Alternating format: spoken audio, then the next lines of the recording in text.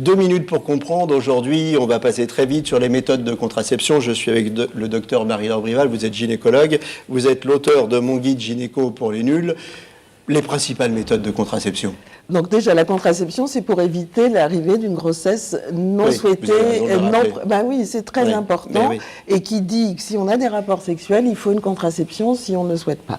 Cette contraception, elle peut partir effectivement, on peut dire ça en matière de plaisanterie, depuis l'abstinence. Si on n'a pas de rapport sexuel, on n'a pas ce risque-là.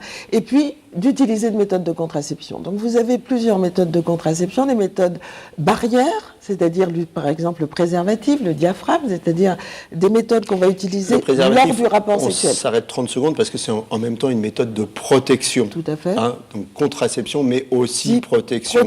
Donc c'est important de faire la distinction parce que c'est pas parce qu'une femme va prendre la pilule, par exemple, qu'on va dire on ne met pas de préservatif. Ça a une autre utilité aussi, le préservatif. C'est essentiel de le rappeler. C'est vrai que le préservatif a cette double fonction et c'est toujours d'actualité, ce qu'on semble oublier actuellement. C'est une méthode de contraception et c'est une méthode de prévention pour toutes les IST. Donc, on a vu la protection, le préservatif. Ensuite, vous avez les méthodes mécaniques, comme le dispositif intra-utérin, qui est le stérilet, qu'on appelle, qui est une excellente méthode de contraception de longue durée d'action, et les méthodes dites hormonales. La pilule. La pilule. Ce qu'on appelle la pilule. Et donc les pilules sont différentes sortes. Ce serait difficile de rentrer dans les détails.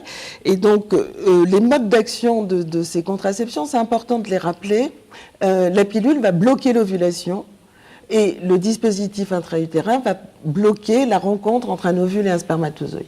Voilà, pour en savoir plus, il y a un bouquin pour les nuls. Merci beaucoup.